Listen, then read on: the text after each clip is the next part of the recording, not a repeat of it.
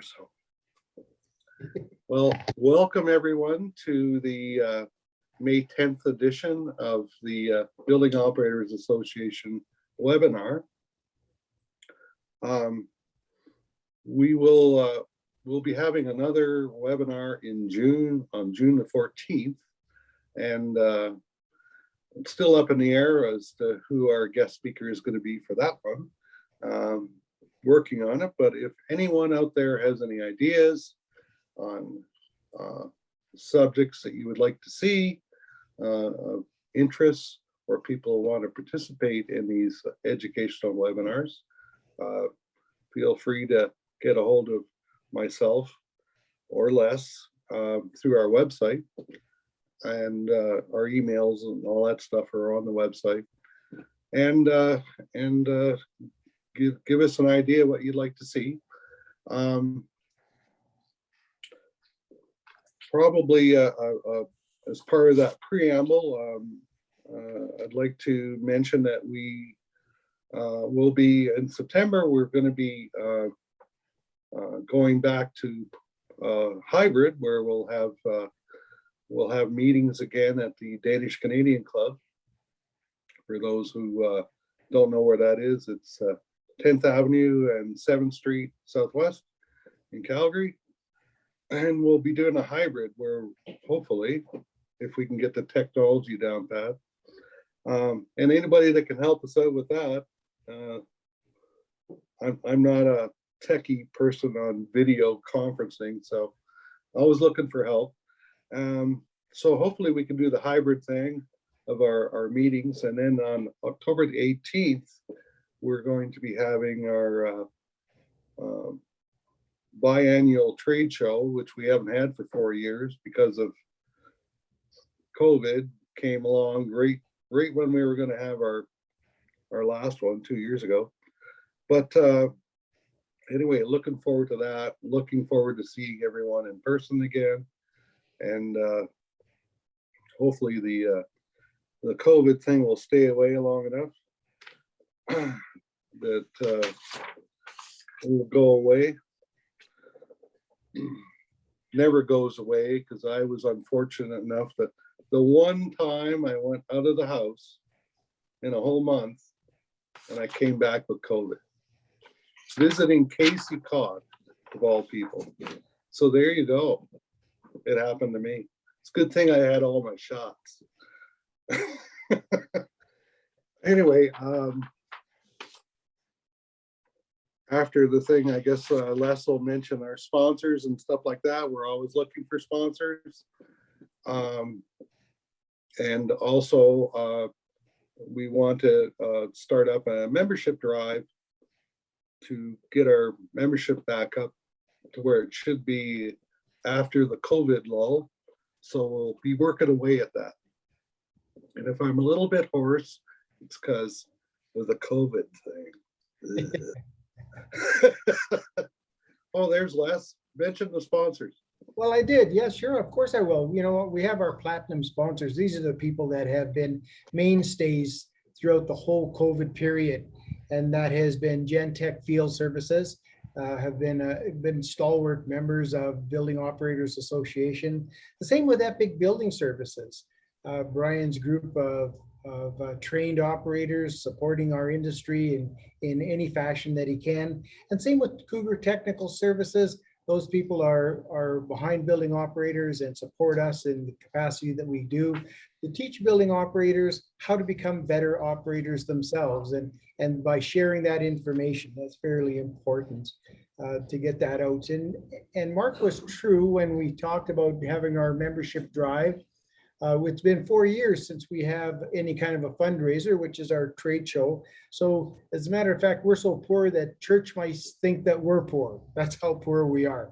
And so you're right, we have to for support, because it's by operators, for operators, because of operators. And that's what our whole goals and our set is. And I'm excited that we're getting back to in-person meetings again, where we're actually going to meet.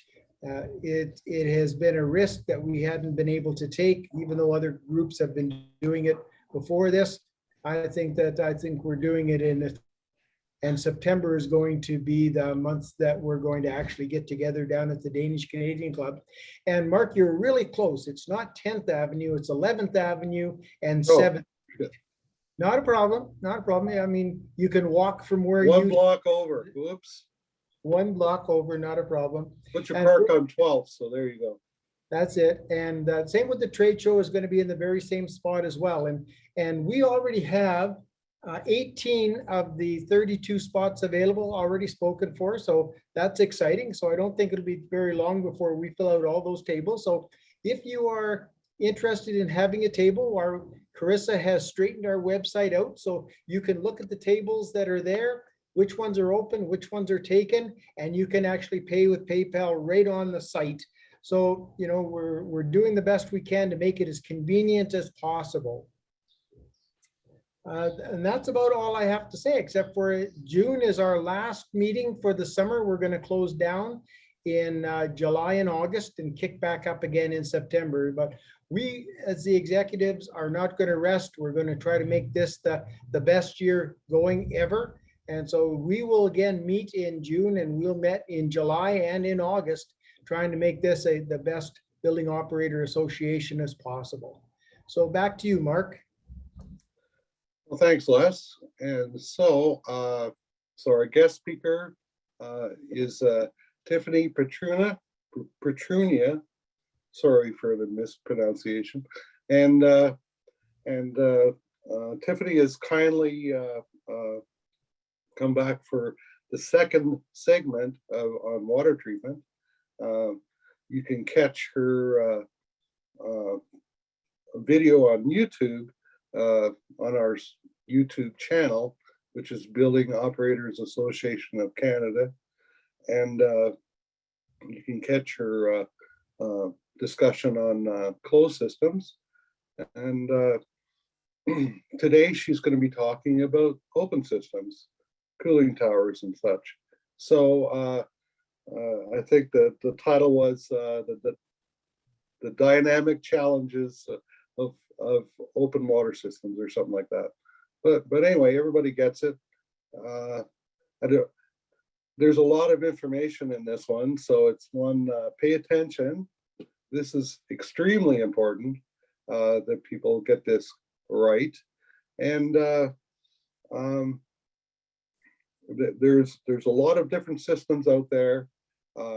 If you're not sure, this is one where please reach out to someone that's knowledgeable to help you out, because you can get into a real tailspin in short order with cooling towers.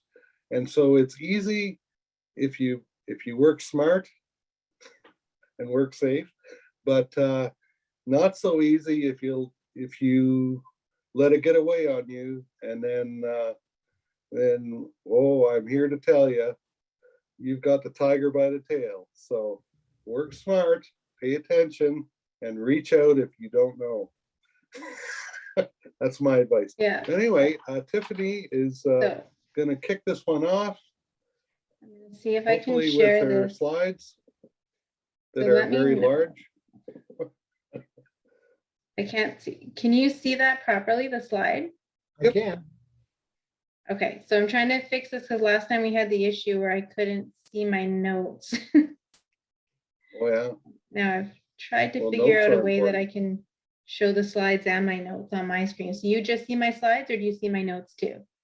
No, I just see the slide, and I forgot to mention to everyone, I think everybody gets it, for questions, just type your question into the Q&A box, and I'll watch for it and repeat it verbally sometime during the presentation or after, and we'll try to get to as many as we can. And Yeah, without sure. further ado, sounds good. Thank you so much, Tiffany. Mark. Well, thanks for having me again. I guess the last talk wasn't so boring that you actually invited me back, so that's good. I'm gonna go through, like you said, I know your summary was it had a lot of information in it, but there's a ton of information about cooling towers and open open loops in general. So I'm trying to I'm going to get through them as much as I can. And then we can follow up with lots of questions. And just if you have anything to say or have any questions, just interrupt and let me know. It's pretty open. I'll try not to run late. I'll try to go as efficiently as possible. It is what it is. You just do what you got to do. So yeah, so again, just a quick bit about myself is that I have a Bachelor of Science in Biology, and I've been doing water treatment with Suez, formerly GE, for now 15 years. And I've done a lot in the commercial market space as well as industrial, and kind of touch base on everything throughout Alberta, really, in the time I've been here. So again, it's kind of my thing. I really enjoy water treatment, and I care a lot about it. And I care about the more people that know about it, the better and easier my job is in general. So that's why I like doing these things and just teaching people about the basics so that they understand the importance of everything we're trying to help them with as well. So although the summary plan for Mark was very extensive, we'll try to get through as much as we can, but I've broken it down just into, we'll talk a little bit about cooling tower theory, understanding the basics of cooling towers, and really why they're so dynamic and why protecting them is so important, and how easy it is, like Mark said, to get away from you. And then we'll briefly go into, the different types of protection that is really required between corrosion, scale, deposition, and microbiological control. So cooling tower theory, basically we'll start with the basics. What is a cooling tower? So it's really just a part of an open recirculating system. And as all of you guys know, running your buildings, it's really the primary purpose of it is to remove heat. So if you take this simple loop down here, I don't know if you can see my cursor. Can you see my cursor, Mark, when I do that? Absolutely. Okay. Yep. Perfect. So you can see, so essentially we have cooling water going into a heat load. Its job in the heat load is to remove heat from that load and bring it back to the cooling tower. This heat load can be a lot of different things. It can be a process exchanger, it can be a chiller, it can be or just building heat in general. When you're removing heat from here into your cooling tower water, you're removing it by what's called sensible heat transfer. So you're pulling that heat out of the process by conduction, by going through the exchanger, by radiation, things like that. Then you are bringing that heat back to the cooling tower, where you're then removing the heat through latent heat transfer. And I don't know how much you guys learn about latent heat transfer in training and building operations in general, but your latent heat transfer is essentially you're taking the heat out, not by cooling it down, but the heat is being lost through a change of state. So it's from taking the warm water as water and you're evaporating it into a gas. And that process itself removes the heat. So that's essentially what you're doing inside your cooling tower.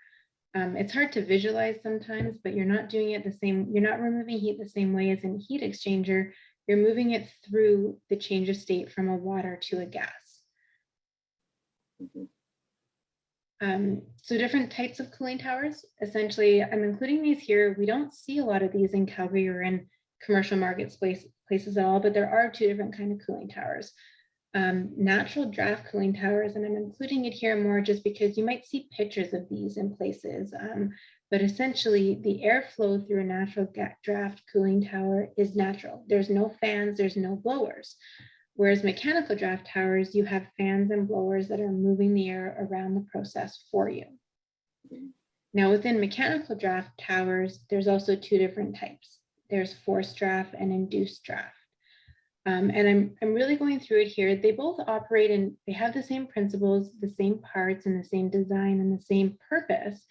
But when you're moving to different buildings, you might visually see them differently, and you might always have one image of a cooling tower in your head. Then you move to a different building and you see something totally different. And just understanding that it works the same way, it's just designed a little bit differently. So a forced draft tower, what you'll do is you'll see the fan at the bottom. It essentially is blowing the air through the fan and up through the top of the tower.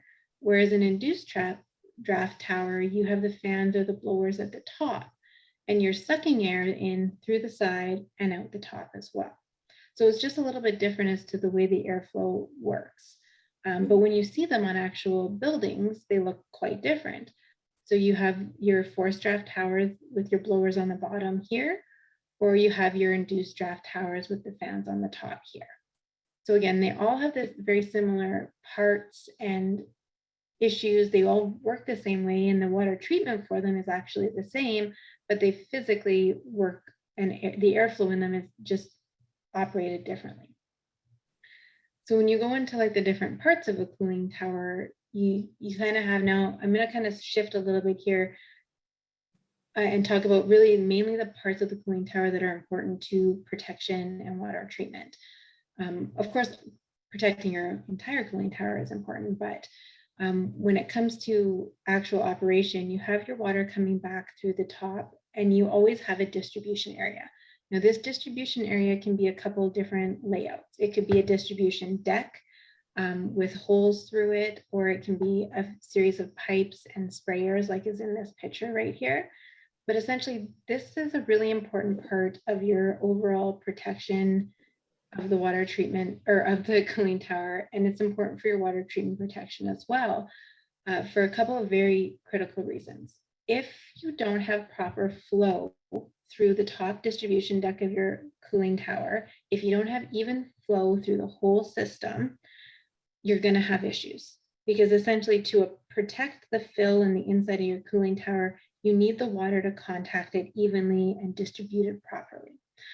So any sort of debris and buildup in these nozzles can become a very large problem if they scale or if they plug off, because if they're not flowing in certain areas and they're only flowing in other areas, well, you have a lot more areas that are going to be susceptible to damage because you don't have that constant, evenly distributed flow.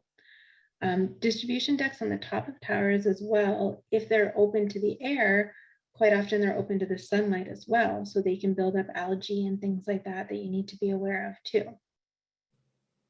Now, then we move in, I'm going to skip fill because I'll talk about that after, but another couple critical areas of your cooling tower being your louvers and your drift eliminators. So the louvers are on the outside, and they're what help direct the airflow through your cooling tower. However, they can build up with scale and silt, and these, once they build up with dirt and debris, this is where your kind of preventative cleaning needs to come into place, because it can prevent the air from flowing through properly.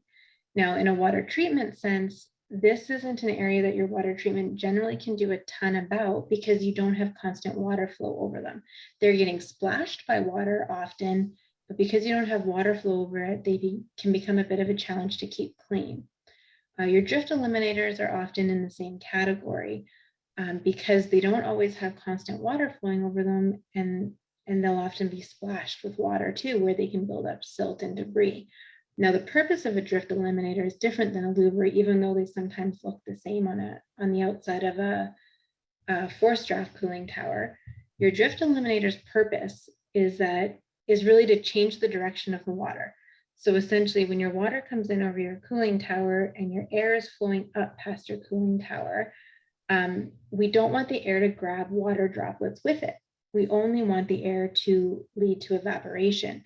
So to stop those water droplets from being carried off with the air, that's where your drift eliminators come into effect. Now, another most critical part of your cooling tower, and to some it would probably be the most critical, is going to be your fill of your cooling tower.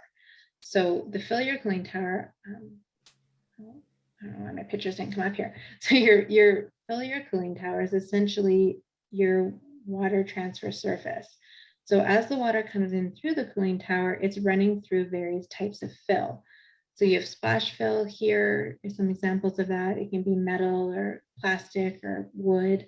And then you have film fill, which is really probably the most common in building operations, just because it's compact and it's very efficient. So the purpose of your fill is to expand your surface area of your cooling tower, because essentially as your water pours over your fill, it spreads out and it allows the air to contact the water a lot more, carrying more or leading to more evaporation and more heat removal. So the better condition your fill is in and the better distribution your water has over the fill, the more efficient that evaporation is going to take place. And then the more efficient the evaporation takes place, the better heat loss you'll have across your tower. Now, one thing to note, I included this picture for a reason, because this film fill here, you can see it has a distinct angle on the side that comes up. Now, this is an example of a fill that has the drift eliminators built into the fill.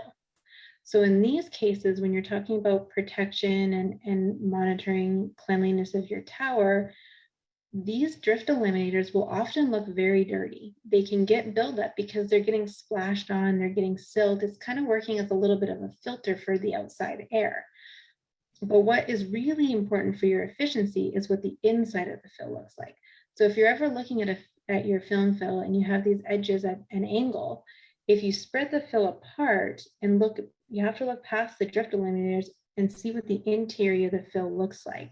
And that's going to really be what indicates what condition your tower is in and what condition your film fill is in, versus judging how the entire fill looks just by the drift eliminator on the side. Okay, so, and then I'll quickly touch base. So those are kind of the parts of the cooling tower. Now, most of those on the call are really using these cooling towers for HVAC applications. I'm not going to go too in depth on chillers, but what I want to talk about, because and a chiller and how it operates and how it runs is actually a really good thing to understand. You could probably do an entire presentation on chillers themselves and understanding them mechanically. But what is really important to note for this chat is really that your cooling tower water is running through the condenser portion of your chiller. And I'm sure you guys all understand that, but why I want to highlight it here is mainly because when you're talking about protecting your cooling towers and your water treatment in your cooling towers, it's not just about the pipes and the lines and the nozzles and the fill. That water, anything, any heat transfer surface that water is touching is something that needs to be protected. And that includes your chillers and your chiller tubes. So if you don't have good water treatment in your cooling tower, you're going to have issues in your chillers and your heat exchangers and things like that too, that are really important. And then, so one more quick topic on cooling tower fundamentals that I want to talk about is understanding cycles of concentration.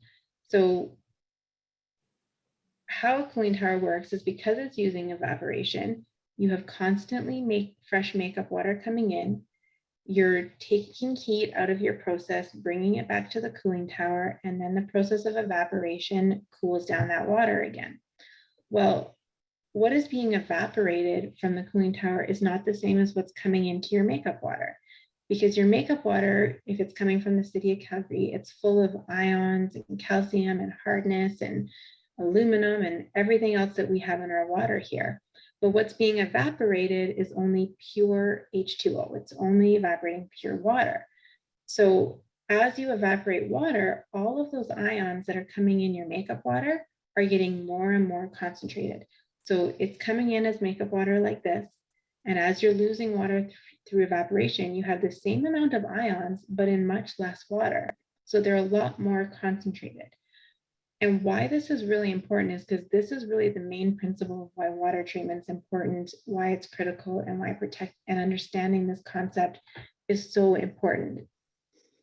Basically, because if you have so many ions coming in, you need to understand how much they're concentrating in the cooling tower and understand how much your water treatment will keep in solution so that you don't have any issues moving forward. And that's why your blowdown control and your connectivity control is so important, because it's controlling these cycles of concentration. Okay, that's my really quick, a lot of information overview on cooling towers in general. That's good. That's good. Yeah. Is there any questions? Not so far. So keep rolling. You're doing good. Okay, good. And everything made sense to you guys? It covered the basics of what you were hoping to for fundamentals? And, you know, if anybody has, we can always elaborate further.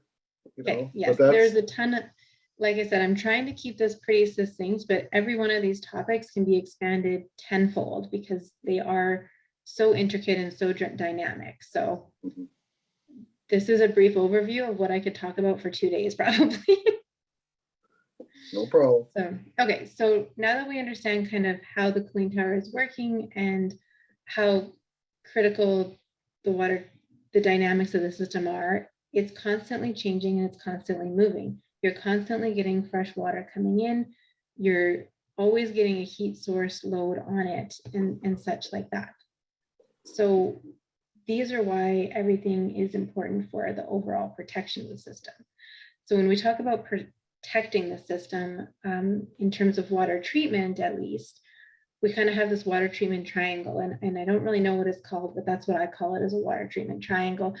And essentially it's these three key areas of control and protection are important, but each of these areas also interconnect with each other. So you have corrosion protection, deposition protection, and biological protection.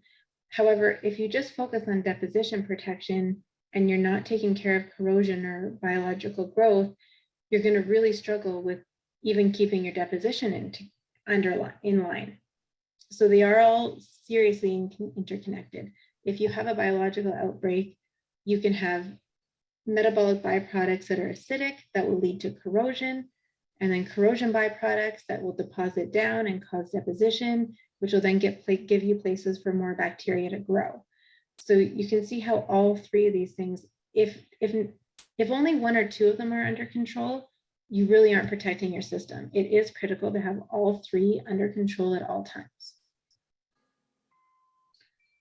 So, and why is it important to have these things under control, and why is it important to have so much protection in your cooling tower? Well, I think most of us understand this, but efficiency is a main reason. As soon as you have any deposition, any corrosion, any sort of biological biofilms building, you're going to lose heat transfer efficiency. You're going to have to use more water, and you're going to have to use more chemical. So by being proactive and protecting all of these areas of your cooling system, you're going to have your most ideal efficiency.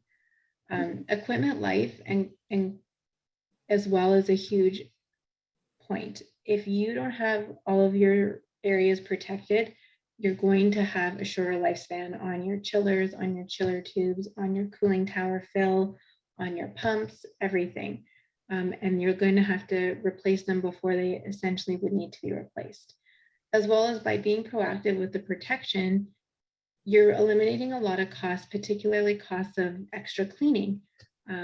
If you have a good solid water treatment program in place and everything is being monitored, maintained, you shouldn't have the extra cost of regular cleaning. You shouldn't need to be using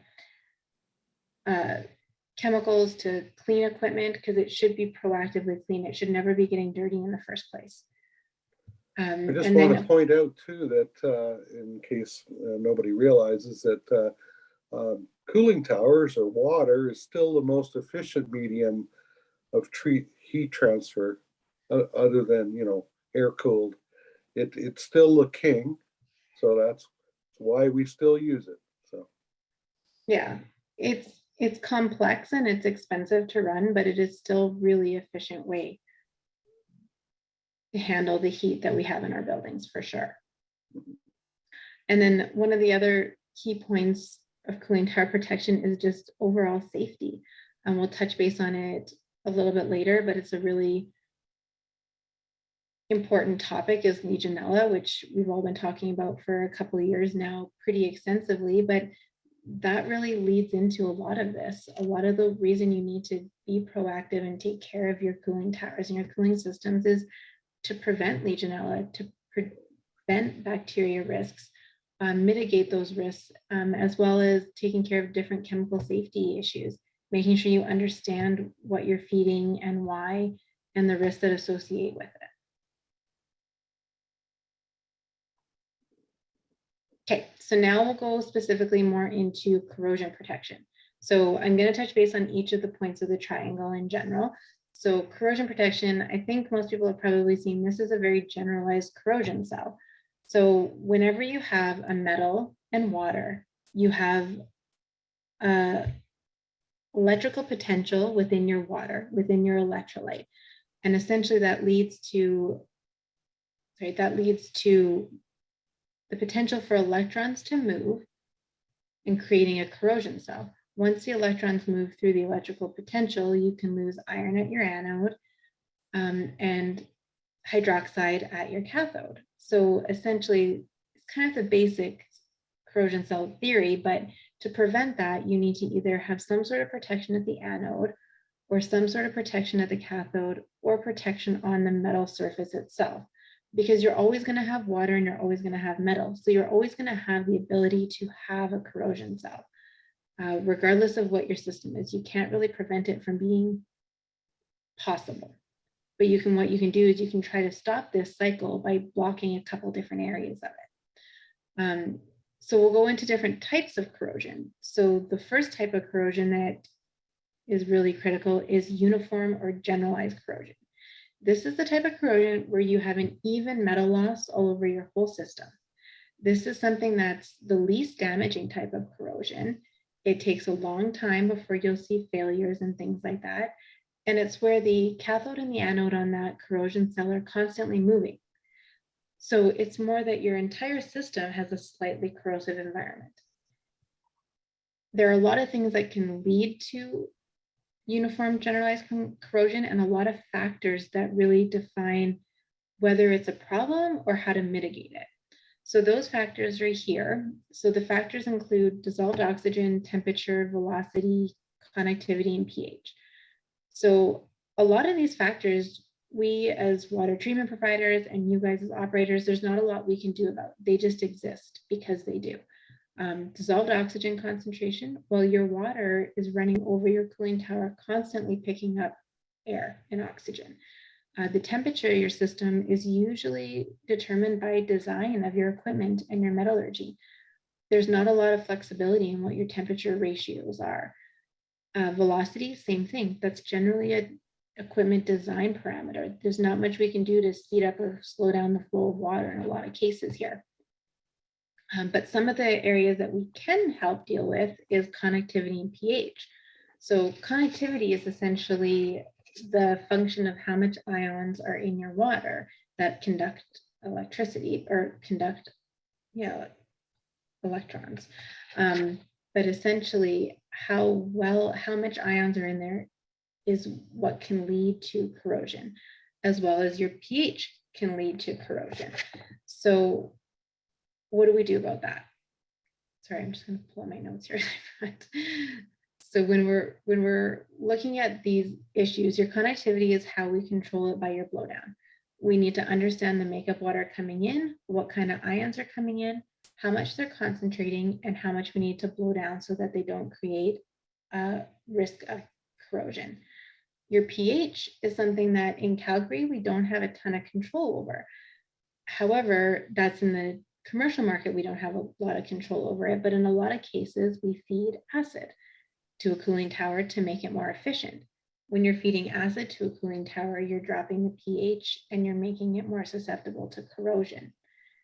In general, a pH above 8.3 is going to be a much less corrosive environment than anything under 8.3.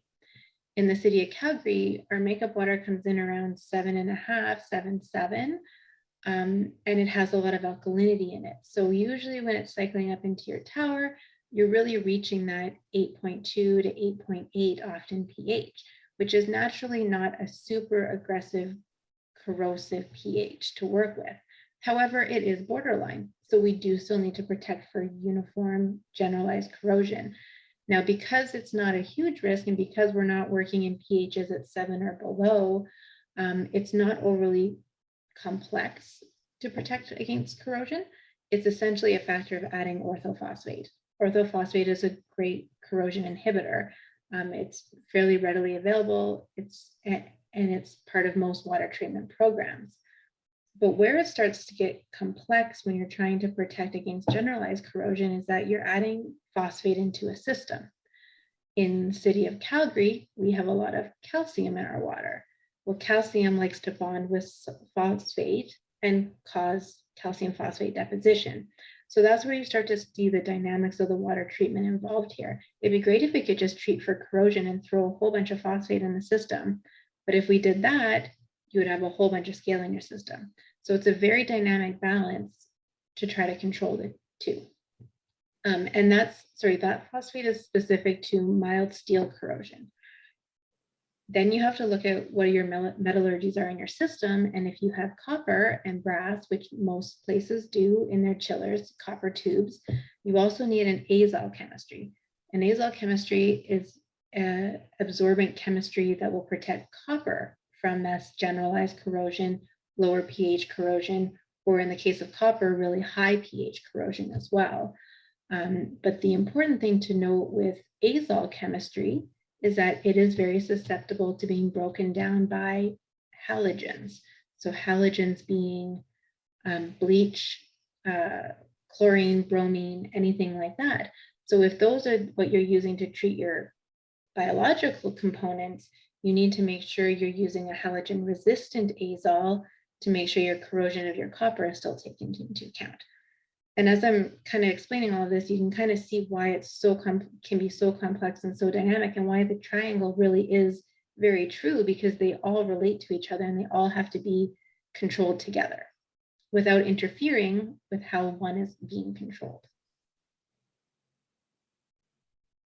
Okay, that's a lot of information on that side. So I'll let that digest for a second, and we'll talk about a different type of corrosion. So this is localized corrosion. Localized corrosion is really what you should be more concerned about in Calgary. It's very detrimental. It can cause a lot of damage very fast, and you get a very small metal loss, but it's at one specific point where your cathode or your anode is not moving. So you get a very detrimental hit or things like that within that can cause failure of a pipe or failure of an exchanger very quickly. Now there's several different types of localized corrosion as well. So galvanic corrosion is one example. So this is where you have two different metallurgies contacting each other. So for example, the most common one that everyone's probably aware of is your chiller tube sheet. You have a mild steel tube sheet with copper tubes attaching to it. That's a very susceptible area for galvanic corrosion, and why you'll see your end valves quite often have a lot of corrosive byproduct on it. There's pitting corrosion, there's lots of things that can cause pitting corrosion, particularly if you have deposition. This will often happen underneath deposition. Erosion corrosion, where you essentially have either too high of conductivity or too high of velocity at your elbows, and you start to erode the metal surface away. Microbiological corrosion, which is where you have basically biofilms that are attacking, that'll cause a low pH environment that then attacks the metal. And then you have under deposit corrosion, where you start if you have deposition, you get concentrated cells of water, of oxygen, of chlorine underneath these deposits that can be very aggressive as well. So these are the ones that are going to cause probably the biggest headaches in a very short period of time if they're not kept under control. And there is some things we can definitely do to prevent them. They're not so much as involved as your general chemistry or your general water treatment chemistry, but understanding what's happening and how to protect them is important. So if we have galvanic corrosion, recognizing that different metallurgy choices can have a significant impact on this. If you have a mild steel line and a part of it fails, and you replace that section that fails with a piece of copper pipe, well, you're exacerbating any concerns with galvanic corrosion. Often we see sacrificial anodes in chillers. Here's an example of it in this picture here. And this is essentially so that instead of the corrosion attacking the end valve, the corrosion attacks the sacrificial anode instead. And that helps to protect that whole end of the chiller from galvanic corrosion. Microbiological corrosion and under deposit corrosion, again, that leads back to your water treatment triangle, where if you keep your microbiological under control and your deposition under control, well, it prevents this sort of localized aggressive corrosion from occurring. And then erosion corrosion, that can be controlled again by knowing your cycles of concentration, understanding your ion chemistry, understanding your blowdown control and what your control limits are, and not exceeding them on a regular basis. So that's kind of your best area of protection for localized corrosion. So that's kind of my summary for corrosion protection. Is there any questions, Mark or Les? Not so far. I'll just make a comment. Another, and I'm sure we'll talk about it in a bit. It's Calgary's a dusty place, and cooling towers are big air washers, and so you end up with a lot of. You can end up with a lot of deposits in the soup that are going to work against your water treatment. So if you get a lot of dirt and sand and such in the soup, then you need a way of dealing with it to get rid of it. Otherwise, it makes the water treatment very difficult. So that's just another physical consideration about filtering, whether it's a cyclone filter or whatever on your cooling water to help the cause. And if you don't do it, then it's more work. How's that? Definitely. So, way to avoid a whole bunch of work and a whole bunch of chemicals is to take care of that on a constant basis. It's not something you just do like once in a while. It's anytime that tower is running, you better have some filtration in place so that you're dealing with the sediment. Just wanted to get that out there. Definitely. So yeah, so that's a perfect lead into the next topic, is controlling deposition. So here's some really fun examples of what can happen if you don't stay on top of it. If you don't understand what you're protecting against, and your water treatment isn't in place, or your filtration isn't in place as well. So again, as part of that, not only protecting against corrosion, because we need to also protect against deposition. The problem in terms of water treatment and overall dynamics of the system is corrosion protection and deposition are opposites. In an environment in a cooling tower, you're kind of in a balance between corrosion and deposition. If you protect corrosion by upping your pH and doing various things like adding phosphate, you're actually increasing your chance of deposition. Same thing, if you're focused on just controlling deposition, you can end up pushing yourself into a very corrosive environment. So they do always have to be working hand in hand. And of course, I think what most people know, there's lots of reasons why we want to protect against deposition. Again, a lot of what Mark was talking about, and keeping everything in solution, stopping under deposit corrosion, but then our heat transfer efficiency is huge. Again, we all want to run our buildings the most efficiently they can these days, for environmental, for cost, for many different reasons.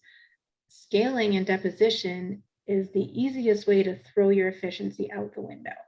A very small amount of some of these scales, like calcium phosphate or calcium sulfate, calcium carbonate, are incredibly insulating. So as soon as you get a little bit of deposition, you get a lot of heat transfer loss, whether it's through your chiller or through your evaporation process in your cooling tower itself. In addition to that, you're going to end up with flow restriction, deposition seeding. So deposition seeding is a different way to say, essentially, deposition likes to grow in a crystal structure.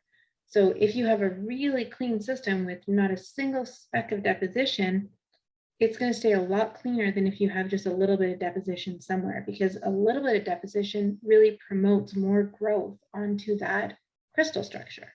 So you might have one small area that has an issue, but if you don't take care of that and deal with it right away, it will continue to extrapolate that problem.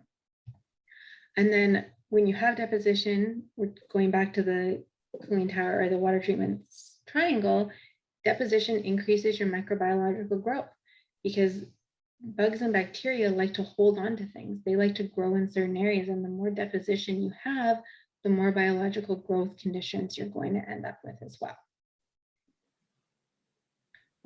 So when you talk about deposition, it actually breaks down into two different categories. We have scale and we have fouling. What Mark was talking about there is infiltration is fouling. So fouling is essentially your suspended solids. anything that gets into the system that's not dissolved in the water.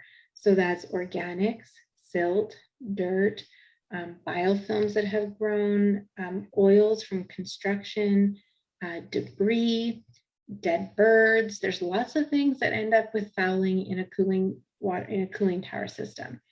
And then you have your scale, which is essentially your deposition caused by your dissolved ions. So anything that's been dissolved in the water. So the two highlighted there is what I kind of talked about before, is the biggest risk in the Calgary water space is that you have calcium carbonate. We have high alkalinity water in Calgary. We have high calcium water in Calgary, and that leads to ideal conditions for calcium carbonate scaling. You also are adding phosphate to the system in most cases, and then you leads to calcium phosphate deposition. So these are kind of your two different types. Fouling, like Mark was saying, this is where you want to make sure you have proper filtration, proper cleaning procedures in place. Like if you're taking your sump down and you got a pile of scale at the bottom of it or loose debris, it has to be cleaned out. You don't want anything building underneath it. Design can also be an issue with keeping things clean, making sure that you don't have any low-lying stagnant areas where all of this dirt and silt and debris can accumulate. And your water treatment does have a little bit to do with this as well. It's not just filtration, because as we'll see in the next slide, your water treatment includes inhibitors and polymers and surfactants that are really designed to keep those suspended solids in solution so that they don't deposit out and they can get carried to the blowdown or carried to the filter. So flipping sides from deposition or from fouling is you go to scaling here, is there was a lot of factors that affect how much your system is susceptible to scaling. Their temperature, pH. So temperature, for example, the warmer it gets, the higher temperature, the more scale you're going to get in general for most scales. In this case, this is your heat exchange surfaces. This is your film fill on your cooling tower. It's your chiller tubes. It's your plate and frame exchangers. Anywhere where you have a high delta T or a high change in temperature is going to be your highest risk factor for scale formation. pH, same thing with decreasing solubility. The higher your pH, the more chance you have to scale something in general. So if we have higher alkalinity, higher pH water in Calgary in general, which is why, in my opinion, I would consider scaling higher risk than corrosion. And which is why, to increase efficiency in a lot of towers, you'll feed acid. If you feed an acid and bring that pH down, you can cycle the tower a lot higher, but you're increasing your risk of corrosion and need to protect it differently then. So I'm just going to flip pages here because I'm getting into this area without flipping the slide. So that's your pH control. Your acid feed increases your solubility, increases your solubility, decreases your scaling risk, but increases your corrosion risk. Your concentration of ions is where you need to really understand what's in your makeup water and how high you're cycling it. And however high you're cycling it, you need to make sure your water treatment is reaching those limits as well, because there is variation in how much certain types of chemistry can keep in solution. And that's where you go into ion solubility. How your goal in water treatment in order to prevent scaling and deposition is to keep all of those ions in solution for as long as possible so that it is removed with your blowdown. So in order to keep those ions in solution, there's a couple different ways you can do it. Phosphonates are good dispersants. They keep a lot of ions in solution as well. They're very commodity and generic. They're HEDP, PBTC. These things will help with dispersion of certain ions and to a certain limit. What in general makes the biggest difference in terms of solubility limits is going to be your chemical dispersants. What is available, it's usually a polymer based or a surfactant based, and these are specifically designed polymers to keep specific ions in solution. So this is where you can have a lot of variability between water treatment providers in general. Like for example, for Suez, like we spend a lot of money on research and developing, and a lot of our polymers we've designed ourselves. We have a specific AEC polymer that is specifically designed to keep calcium carbonate into solution. We have another proprietary polymer we've designed, STP, that is specifically designed to keep calcium phosphate in solution. So when you get to those really more unique dispersants, you can often push those limits a lot further and keep a lot more things in solution so that your cycles become more efficient, as well as you don't add scale into your system. In general, also, those polymer dispersants, not only will they often keep the ions in solution, they will keep your suspended solids in solution. So those small amounts of dirt and silt and things like that, as long as they're small enough and broken up enough and not in stagnant conditions, they can also help keep those in solution in order to be carried out with the blowdown. Other factors affecting your scale being velocity, agitation. Again, not much we can really do about those in water treatment, but just knowing where your stagnant areas of your system are. Making sure that if you have stagnant areas, you're clearing them out and making sure nothing's building up in that. And then adding seeding material. So the more scale you have, the faster it's going to grow. So that really comes in line with keeping your towers clean, keeping your water treatment really at best practice all the time, because as soon as it starts to get dirty, you're going to exacerbate the problem. If you keep all of those dispersants and corrosion inhibitors and phosphonates in solution in the right quantities, you should always have a clean system. You should never have to clean it. You should never have to worry about having additional seeding material adding to it.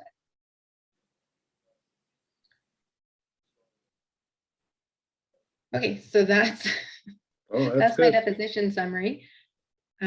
Questions, comments, concerns? No, you're on a roll. You might as well keep rolling. Okay, sorry, because I know we're starting to run out of time. This area, we'll try to go through a little bit quicker because I think a lot of people have heard a lot of information about bio and Legionella in general in the last couple of years. So I don't think most of this will be new information. But I think all of you know that cooling towers are a great place to grow bacteria. There's a couple of reasons for that. Bacteria grows in water. It likes oxygen. It likes temperatures between 20 degrees and 50 degrees. It likes a pH between 7 and 9, and it has lots of nutrients. All of these things are ideal in a cooling tower. We have the perfect temperature, the perfect pH, and we're even adding phosphate to feed them.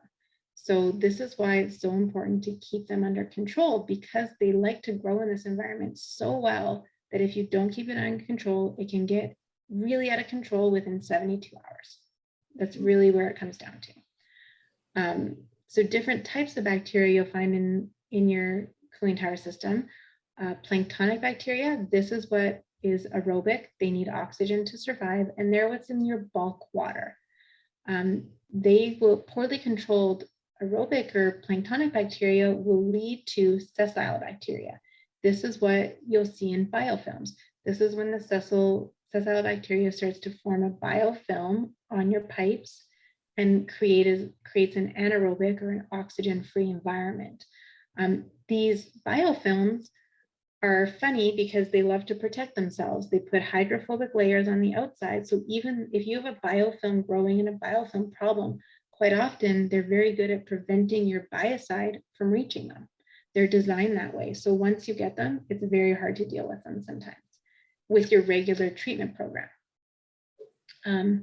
Anaerobic conditions lead to sulfate reducing bacteria, which can be quite aggressive. And a lack of control in your planktonic or sessile bacteria will lead to Legionella bacteria growth. So we're going to flip over to Legionella because it's pretty critical when we're talking about cooling towers. You can't really talk about microbiome in a cooling tower without touching base on Legionella. So Legionella, I think we all know it's around, it's in our environment, it's in our water naturally, but a couple specific species lead to Legionnaire's disease and Pontiac fever. So Legionnaire's disease being a serious pneumonia that has a 15% general population fatality rate, or a 40% fatality rate in an immunocompromised population, like in a hospital. As well, Legionella bacteria leads to Pontiac fever, which is just like a flu as well. And it's non-fatal, but it's still possible. Now, for Legionella to get into your cooling tower and create the risk for these diseases, it needs a couple of very important factors. It needs amplification, virulence, and dissemination. So amplification means that you can get Legionella in your cooling tower, but you need to amplify it. You need to grow it. And again, like mentioned before, these growth factors are perfect in a cooling tower. They're the right pH, the right temperature, and the right food. It can multiply exponentially very quickly in these conditions. And it has to multiply in order to become a risk for Legionnaire's disease. The Legionella bacteria also has to have virulence, meaning it has to be strong enough. So you can have Legionella bacteria, but it has to be able to take over the amoeba in your tower, grow and get strong, and then be released. So not only do you have to have a lot of it, it has to be healthy Legionella bacteria. Then if we have a lot of it, it's grown, it's virulent, it's strong, then we have to disseminate it. Dissemination for Legionella bacteria is really important for everyone to understand, is that it is only a risk factor when it is inhaled. If you don't inhale it, if you get it on your hands or on whatever, it's not going to do anything. It has to get into your lung tissue to be an issue. Again, wonderful opportunity with a cooling tower. That is exactly where our plumes go. We are taking that bacteria, we can grow it, we can amplify it in the cooling tower, and then we throw it up in the air for everybody to inhale. And that's where it becomes the biggest risk. Actually, Mark, you made a comment earlier, is that this is often something you hear about in Ontario, and why is that? Or that it's much more common there, and there's a very good reason why it's more common in places like Ontario and Quebec. It's because they are humid. And when you have humid environments, that those droplets that get into the air in the cooling tower can travel a lot further before they are gone. In Calgary, we have very dry air in general. So when you have those water droplets, even though you might have all of the conditions for this, you're going to throw them up in the plume of a cooling tower, but those water droplets are going to dry out, are going to be gone so quickly and absorbed by our air, because we have such dry air, that it doesn't have as much risk, because it's not going to travel as far and contact as many people and mitigate those risks. If that makes sense. Mhm. So in terms of microbiological protection, we're going to flip back now. This microbiological protection, it doesn't matter if we're talking about regular aerobic bacteria, planktonic bacteria, or Legionella. We treat it all the same. If you prevent planktonic bacteria, you're going to prevent Legionella, because they're all one and together.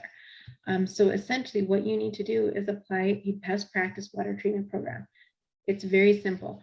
There are actual organizations who have very clear guidelines on what that entails. CTI guidelines and the ASHRAE guidelines really show you what your options are for biological treatment. And making sure that your water treatment providers are following those guidelines is really the critical piece. You can use non-oxidizing biocides or oxidizing biocides, but you need to understand the difference between the two, the limits between the two, and the benefits of each of them, to make sure that you're taking care of it appropriately and following those guidelines to prevent bacteria outbreaks, which can lead to Legionella. Limiting stagnant conditions is another major thing for biological protection. If your cooling towers, which they often are in Calgary, will have 20 degrees one day and -5 the next day. So your cooling towers quite often are turned off. But if you have stagnant conditions, you need to understand that you're not generally controlling by what, if you're not circulating your system at all times through your biocide program, then you have stagnant conditions and you have a chance for extra growth. So you need to keep those things in mind. So if you're going to start up a system that's been down for 48 hours, you might want to be running that system, circulating it, making sure your biocide is there before you start putting that water over your tower and hitting the fans, before it has a chance to become airborne and become a risk. And then awareness is another huge thing. Again, these sort of presentations, just understanding what's all involved in water treatment and bias and controlling biological treatment is critical. Maintaining system cleanliness. Again, the dirtier your system is, the more place it is for bacteria to grow. Minimizing growth simply by following a water treatment program. Using high efficiency drift eliminators, it makes a bit of a difference just because then you don't have the buildup on the sides. And then the other very critical part that often gets missed in a microbiological program is having a response plan in place. This is probably the number one thing that I hope everyone takes out of this. It's great to have a plan and to test and to monitor and to follow the CIT guidelines and the ASHRAE guidelines, and we can be under the assumption that we're never going to run into a problem. But you also have to be in the right mindset that if we did ever have a problem, we need to know how to react right away. And we need to have a fast acting response plan in place so that you can follow up with that. So in terms of monitoring for all of these sort of things and keeping them in check, we have dip slides, Petri films. I don't know if you can still see me. Can you still see me while I'm presenting? Yep, absolutely. So yeah, so we have dip slides. I have lots of these sitting on my desk right now. They're just testing bacteria. This is Petri film, sorry. Dip slides, they test the same thing. This is testing aerobic bacteria. Petri films tend to have really higher accuracy than dip slides. I kind of consider dip slides as kind of positive or negative. Whereas Petri films can really give you exactly how much bacteria you have present. So then you can have an action plan based on that. For sessile bacteria, that's going to be the bacteria that's growing in your biofilms. Those are done by inspection. And the best way that I can usually tell if there's sessile bacteria problems in a system is knowing how much your biocide you're using. Sessile bacteria and biocide or biofilms lead to an increase in demand in your biocide. So if you're used to using 1 pail of bleach a week, and all of a sudden, in order for you to maintain your correct chlorine residuals, you're feeding 3 pails of bleach, but nothing else has changed in the system, you probably have a biofilm that's constantly inoculating your system with bacteria. And in that case, you need to do something to take care of the biofilm, which can often be a biodispersant, along with a hyperchlorination or something like that. Again, those things all need to be considered in your response plan in general. SRB in the commercial marketplace, not a huge issue. This is an SRB test. It's just a little vial that turns black essentially if you have SRB in 7 days. Those are more, we do those a lot more in industrial sites where we're feeding acid because you're feeding sulfuric acid where you're putting sulfate more into the system to become a risk. And then monitoring for Legionella is another huge thing. Suez is a partnership with Geomatics for the Spartan qPCR testing. So this is like the Legionella testing on site. So this has been fantastic for just overall being able to respond and monitor these kind of systems because you get results within an hour. And it's just been a really good confidence builder for buildings that are worried about it, for water treatment providers that aren't sure or want that immediate response plan and things like that. This is a great technology and it's been proven over and over again, and we're really glad to be partnered with them for this. And then you can also do Legionella lab testing. You can send cooling tower samples away to labs for test. There's a lot of intricacies in that, making sure it's there in the right time span and things like that. But the only issue with lab testing is that it can take 10 days to get your results. So because these systems are so dynamic and so always changing, you need to be able to realize that if you get your results back in 10 days and it's positive for Legionella, well, if you had Legionella 10 days ago, that doesn't actually even mean you have Legionella now. So that's where we're kind of finding with the new technology is being able to bring qPCR testing on site has been huge. And then swinging back with all of this monitoring and stuff, none of it is useful unless you have a response plan. Every single time you're monitoring something, you need to know what to do if it's out of spec. So whether it's too numerous to account Petri film or a high Legionella test. Either scenario, there's no point testing it if you don't know what to do if it's out of range. Because a lot of the things with microbiome control is if it's out of range, your action plan is often different than your regular maintenance. Like if your cooling tower phosphate levels are low, well, that's easy, turn up your phosphate. But quite often with microbiological control, if it's out of control, you often have to add like a different product, or you need to do a hyperchlorination with bleach, or you need to add a biodispersant, things that you don't always necessarily feed every day. So without a response plan in place, if something were to happen, you don't even have the stuff on site to take care of it. So that's why that's my big thing takeaway with the microbiological control is know the guidelines, know the CIT recommendations, know how to monitor it and how you want to monitor it, but also know you have a response plan ready to go. Because otherwise there's not much point in monitoring it if you don't know what to do if something goes wrong. And that's my microbiological section. You did very well. So it's whether to drain the swamp or not to drain the swamp. Yeah. Yeah. Unfortunately, I've never seen Legionella. I just, one other thing that I'll mention is that Legionella can get into any water system. So ASHRAE has an excellent guideline on the whole subject, like you mentioned. So it isn't just cooling towers, it's domestic water systems can be susceptible to Legionella as well. And yeah, especially when those water systems become stagnant. So like you said, we have the cooling towers because we have the amplification and things like that. Domestic water systems, if they're constantly flowing and things like that, their risks are really low because you're not concentrating them like you are in a cooling tower. But where they become really scary is like hospitals in your domestic water systems there, because you have showers with taps on them and people aren't using them for days on end. And then a sick patient goes in and turns on the shower, a hot, steamy shower, and can inhale that right away. So there's different risk factors with domestic systems too, depending on what those domestic water systems are used for. So again, it's a question of awareness is huge, and know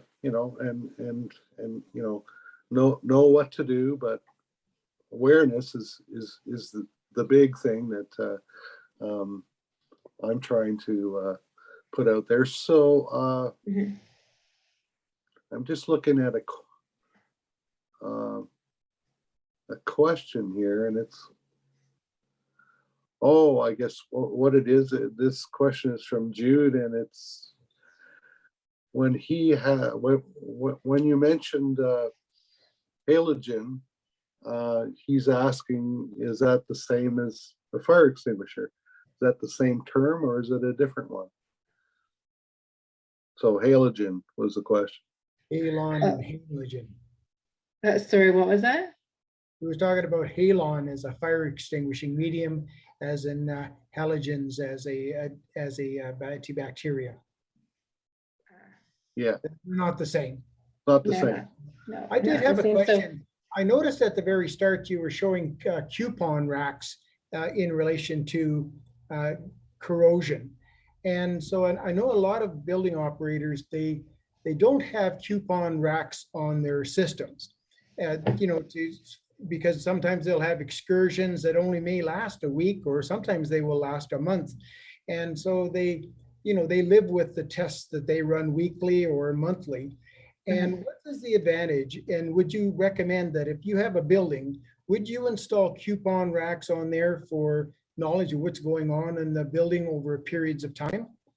So with open recirculating systems and cooling towers, the only caveat I have with corrosion, all information is good information. The more information you have about your building, the better it is. There's definitely no hesitation with that. But with cooling towers, when you're talking about corrosion coupons, you need to do more than one type of corrosion monitoring. So like you have to have multiple corrosion coupons at different stages. So you would have a 30-day corrosion coupon where you have to change out every 30 days. Then you would have a 90-day corrosion coupon or a seasonal corrosion coupon. That's quite often what we do with cooling systems is you do seasonal. So you'll put a coupon in at the beginning of the summer, take it out at the end of the summer, and then have a spring season and then a winter season. Then it'll give you a little bit better of a picture of doing it. But unlike closed loops, if you're just putting a coupon in for a year, it's not going to give you any information. It's just going to look like crap at the end. Yeah, but my question is, how do you value the importance of having it on your system? If you don't have it, if you have a building and you have a cooling tower or you have a closed systems and you're going to be running, because the rate of corrosion is fairly tight. You know, we have copper systems that have, you know, very little copper. And so we try to control it between 0.1 and 0.3 mils per year, which isn't very much. Systems aren't going to last very long at all. So if I come into a building and I don't have coupon racks on it, you know, and, you know, if I'm running copper and mild steel, what's the value? Is it worthwhile putting it into my building if I don't have it? Okay, so in my personal opinion, on a cooling tower in Calgary, unless you have an issue or seeing problems, I wouldn't worry about it on a cooling open recirculating system. If it's not already there, if it's there, great, use the information, it's valuable. It's not that it's not valuable, it's just that there are a lot of other factors in a cooling tower system that you can really figure out without a cooling rack, a corrosion coupon rack as well. In a closed loop system, I'm a huge fan of them. I recommend them in most closed loops, only larger closed loops. So you're not going to put them on a small 10,000 liter loop. That's not going to be as critical, because if something goes wrong in that loop, you're just going to dump it and start over anyway. But larger loops, they're critical because things can be happening that you don't see in your regular tests. If you're not testing iron, if you're not testing certain dissolved ions in a coupon rack or pH, if you are just using a pH pen and it's going out of spec all the time, that's where coupon rates in a closed loop can be really important for stopping you from getting too far where it's really hard to fix it. Yeah, replacing a chiller is $1 million. But Yes. if you have to replace all the piping in a building, that could be tens of millions of dollars. So it's very important to keep track of it. So if like you have a building where your one loop, your main hot water heating loop or something is going through 15 towers, you need to make sure that is in prime condition, and corrosion rates are going to be important. You can say, well, I have enough moly, I have enough nitrate, I have the right pH, it should be fine. But what if somehow there is an ammonia leak in there and all of a sudden it's eating all of your copper? You would never know that on a water test until you pulled a corrosion coupon. So there's always those random situations that happen. So on large closed loops, I'm a huge supporter of them. On a cooling tower system, it's great if you have it.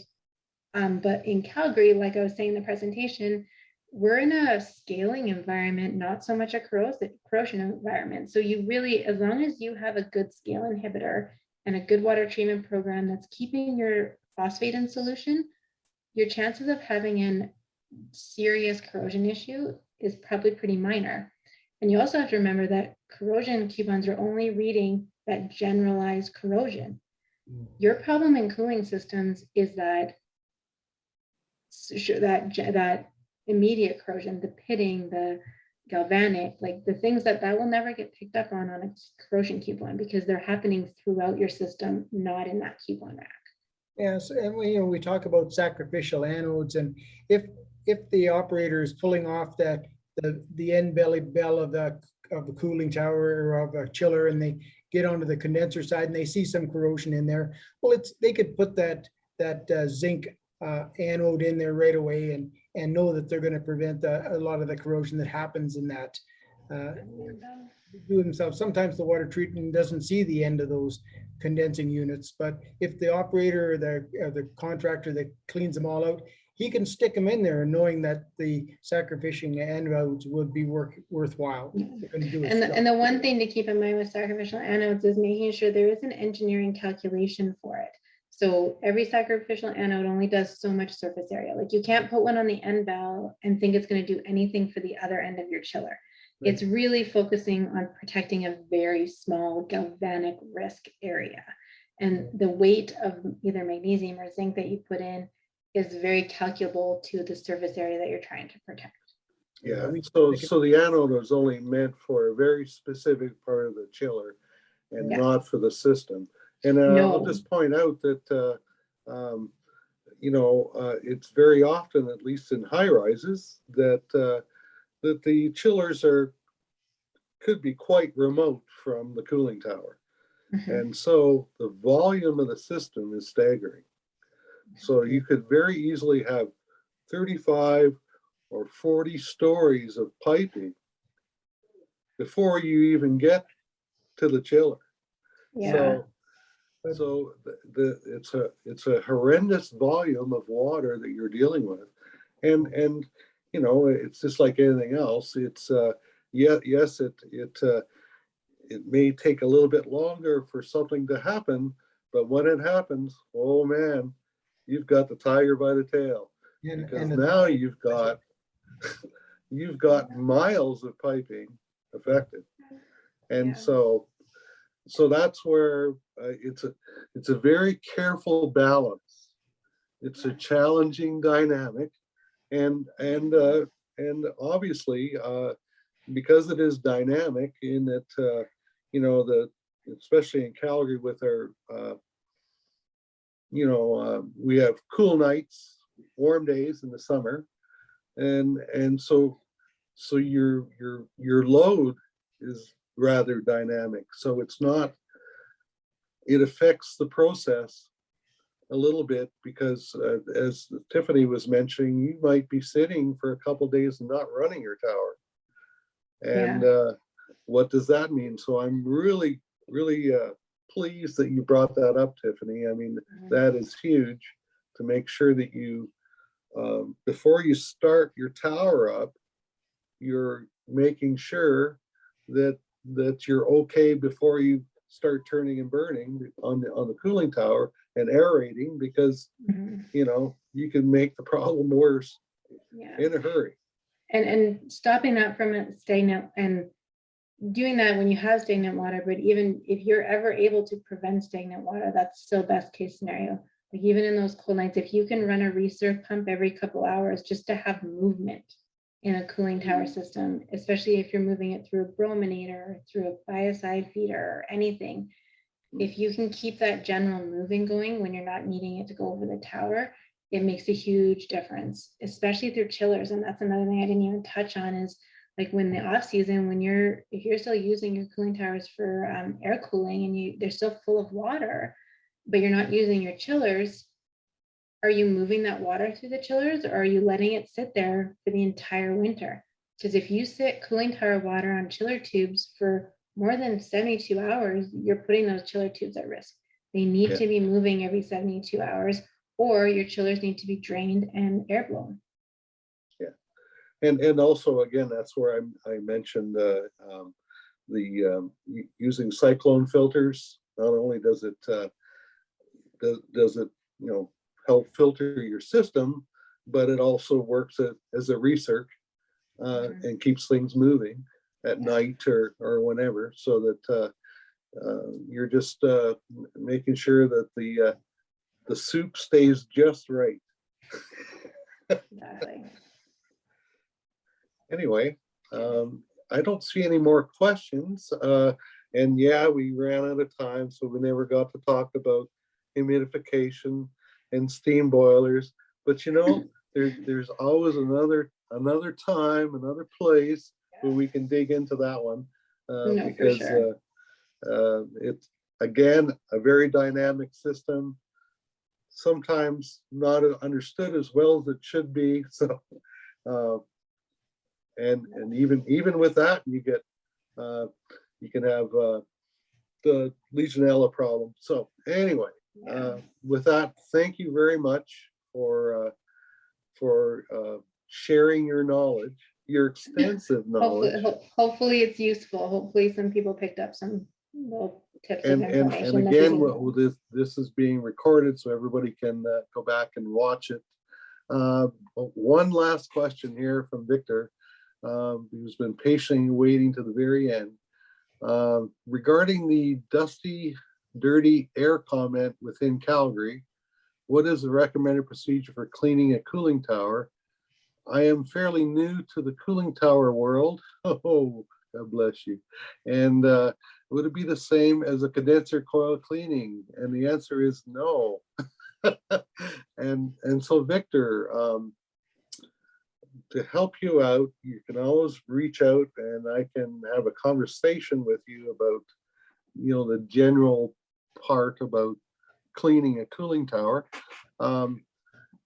As Tiffany had mentioned, if you're doing things right, you know, the only time you'd have to clean your tower is, you know, perhaps, you know, after a shutdown. And even with that, minimally, if you are looking after things properly, it's one of those things you can work smart or you can work a lot. And going inside a cooling tower to clean out is not fun. So it's something that you don't want to do.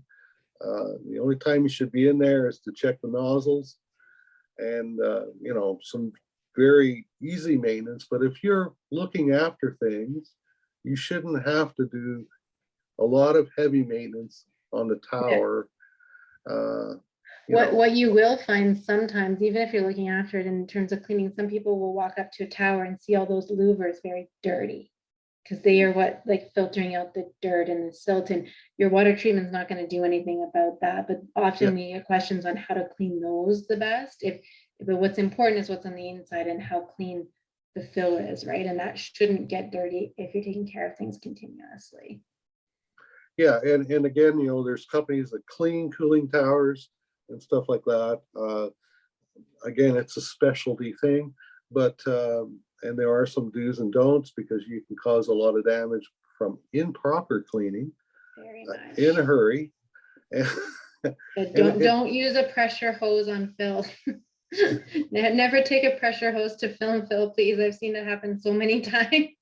Yes, and it all ends up down. Oh, I know. Yeah.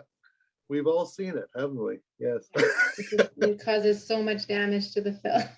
Yeah. So anyway, yeah, Victor, if you want to reach out or this is new to you, that's what this is all about.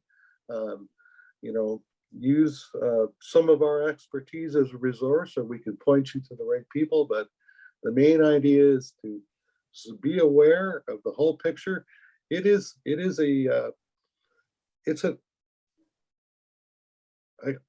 I wouldn't call it a complicated process, but you need to understand the entire process in order to be good at this. And so that's where reach out to your resources, to your professionals. Water treatment is only part of it, but a big part of it. But there's much more to cooling towers and chillers than just water treatment. But water treatment is definitely key. So I guess one last question. Shoot. Oh, Victor says thanks. I'll reach out. After I inspect what is on site with a new building. Wow. Yeah, my favorite. So if you want help getting started, absolutely reach out, and we're always glad to help. It's better to fix it before it's a problem than to fix it afterwards. So I spent 40 years doing it for other people, and I was thinking, my God, how does this stuff happen? Anyway, there you go. Thank you very much, Tiffany. No problem. Thank you again for Say having goodnight, me. I Russ. always appreciate it. Yeah, and geez, everybody hung in right to the end too. Nice. Wow. Good, because I felt like I was just talking to a wall. There's a lot of talking. Well, we were Well, all you were talking to me in my closet, but we'll be all so glad when we all can get together again. Yes. Because it's such an important part of who we are and our dynamic is that interaction between ourselves. And man, it's been a long 2 years is all I can say. Okay, at that, well, Enjoy your thank you very evening. much. Thank Good you. night.